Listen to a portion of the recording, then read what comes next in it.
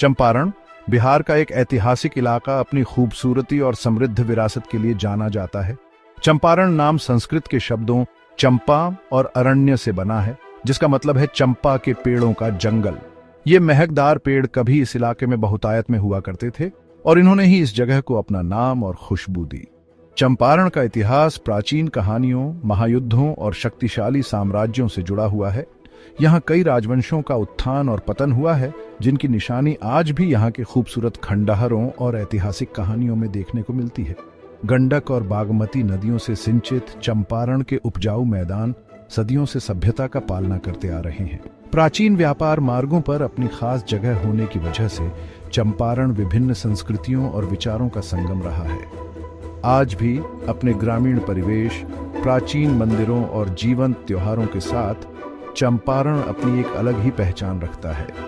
यह एक ऐसी जगह है जहां अतीत और वर्तमान एक दूसरे में इस तरह रचे बसे हैं कि आपको भारत की समृद्ध सांस्कृतिक विरासत की एक झलक साफ दिखाई देती है। चंपारण का इतिहास पौराणिक कथाओं और लोक कथाओं से भरा हुआ है। ऐसी कई कहानियां हैं जो इस जगह को रामायण और महाभारत जैसे प्राचीन हिंदू महाकाव्यों से जोड़ती हैं। माना जाता है कि रामायण के नायक भगवान राम वनवास के दौरान चंपारण से होकर गुजरे थे। इस इलाके का जिक्र महाकाव्य में विदेह साम्राज्य के हिस्से के रूप में मिलता है, जिस पर धार्मिक राजा जनक का शासन था। एक और कथा चंपारण को महाभारत से जोड़ती है। कहा जाता है कि अपने वनवास के दौरान पांडव भाइयों ने चंपारण के घने जंगलों में शरण ली थी। इन महाकाव्यों से जुड़ाव इस इलाके को धार्मिक और सांस्कृतिक रूप से और भी महत्वपूर्ण बना देता है। चंपारण का लिखित इतिहास 4वीं शताब्दी ईसा पूर्व में चंद्रगुप्त मौर्य द्वारा स्थापित मौर्य साम्राज्य के समय का है। मौर्य शासन के दौरान, खासकर सम्राट अशोक के शासनकाल में, इस क्षेत्र का खूब विकास हुआ। अशोक ने बौद्ध धर्म को अपनाया और इसकी शिक्षाओं को दूर दूर तक फैलाया। चंपारण की खास जगह और उपजाऊ जमीन ने इसे कई साम्राज्यों के लिए एक चाहत का विषय बना दिया। मौर्य साम्राज्य के पतन के बाद यह क्षेत्र शुंग, कण्व और कुषाण राजवंशों के शासन में आया। भारत के स्वर्णिम युग के रूप में जाना जाने वाला गुप्त साम्राज्य चंपारण पर एक अमिट छाप छोड़ गया। गुप्त काल के दौरान कला, साहित्य और विज्ञान का विकास हुआ और चंपारण शिक्षा और सांस्कृतिक आदान प्रदान का केंद्र बन गया।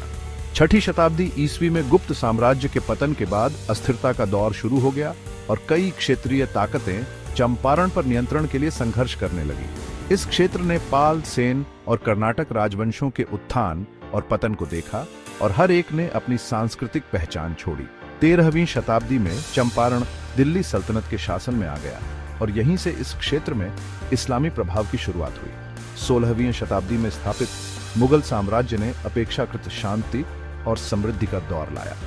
मुगल शासन के तहत चंपारण का विकास हुआ और यहाँ के कृषि उत्पादन ने साम्राज्य की संपत्ति में महत्वपूर्ण योगदान दिया। 18वीं शताब्दी में ब्रिटिश ईस्ट इंडिया कंपनी का आगमन चंपारण के इतिहास में एक महत्वपूर्ण मोड़ साबित हुआ।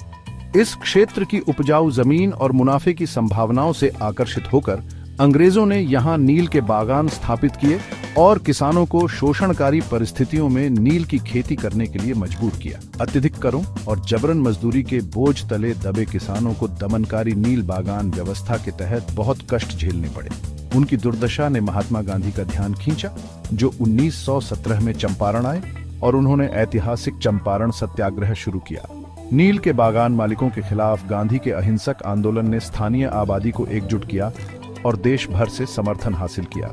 चंपारण सत्याग्रह को जबरदस्त सफलता मिली, जिससे अंग्रेज सरकार को शोषणकारी नील व्यवस्था को खत्म करने और किसानों को रियायतें देने के लिए मजबूर होना पड़ा। इस आंदोलन ने भारत के स्वतंत्रता संग्राम में एक महत्वपूर्ण मोड़ लाया, अहिंसक प्रतिरोध की शक्ति का प्रदर्शन किया और देश भर में लाखों लोगों को स्वतंत्रता संग्राम में शामिल होने के लिए प्रेरित किया। भाग 5। आज का चंपारण बंटा हुआ लेकिन एक। 1947 में भारत की आजादी के बाद चंपारण को 2 जिलों में बांट दिया गया, पूर्वी चंपारण और पश्चिमी चंपारण। प्रशासनिक विभाजन के बावजूद इस क्षेत्र का इतिहास, संस्कृति और पहचान एक ही है। मोतिहारी में अपना मुख्यालय वाला पूर्वी चंपारण अपने कृषि उत्पादन, खासकर गन्ना और चावल के लिए जाना जाता है। बेतिया में मुख्यालय वाला पश्चिमी चंपारण वाल्मीकि राष्ट्रीय उद्यान का घर है, जो एक प्रसिद्ध बाघ अभयारण्य और जैव विविधता का केंद्र है। दोनों ही जिलों को गरीबी, अशिक्षा और स्वास्थ्य सेवाओं तक सीमित पहुंच जैसी समान चुनौतियों का सामना करना पड़ता है। हालांकि चंपारण सत्याग्रह की भावना लोगों को प्रेरित करती रहती है और जीवन स्तर को सुधारने और समुदायों को सशक्त बनाने के लिए ठोस प्रयास किए जा रहे हैं। इस क्षेत्र का समृद्ध इतिहास और सांस्कृतिक विरासत देश और दुनिया भर के पर्यटकों को आकर्षित करते हैं। चंपारण में प्राचीन मंदिर, ऐतिहासिक स्मारक और महात्मा गांधी के सत्याग्रह से जुड़े स्थान हैं। भाग 6, कृषि विरासत और आर्थिक चुनौतियां। सदियों से कृषि चंपारण की अर्थव्यवस्था की रीढ़ रही है। इस क्षेत्र की उपजाऊ जलोढ़ मिट्टी, प्रचुर मात्रा में वर्षा और अनुकूल जलवायु इसे विभिन्न प्रकार की फसलों की खेती के लिए आदर्श बनाते हैं। चावल, गेहूं, गन्ना और मक्का चंपारण में उगाई जाने वाली प्रमुख फसलें हैं, जो बिहार के कृषि उत्पादन में महत्वपूर्ण योगदान देती हैं। यह क्षेत्र अपने आम के बागों और लीची की खेती के लिए भी जाना जाता है। अपनी कृषि क्षमता के बावजूद चंपारण को आर्थिक चुनौतियों का सामना करना पड़ता है।